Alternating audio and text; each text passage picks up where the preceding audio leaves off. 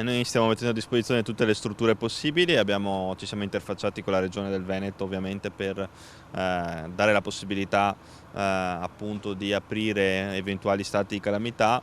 Ora siamo a totale disposizione degli abitanti, nel corso delle prossime ore potremo aggiornare anche loro sullo stato dell'arte.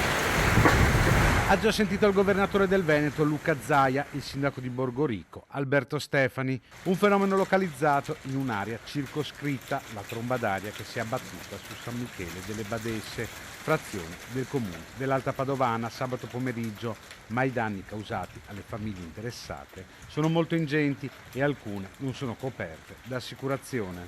Con una prima stima siamo tra le 20 e le 25 famiglie, quindi tra le 20 e le 25 abitazioni, e consideriamo che questa stima deriva appunto da un fenomeno localizzato. La paura che c'è stata è che questo fenomeno interessasse una porzione più vasta del territorio con rischi anche alle persone. L'area sabato è rimasta al buio per ore, alcune zone fino alle 3 di notte.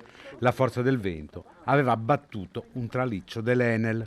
Un lavoro importante, quello fatto per ore dai volontari della protezione civile, dai tecnici della società elettrica, dai carabinieri e dai vigili del fuoco. Diciamo che è stato un pericolo scampato se dobbiamo fare un'analisi complessiva, però ora ci sono delle famiglie che hanno dei danni e noi cerchiamo di agevolarli, di essere al loro fianco il più possibile.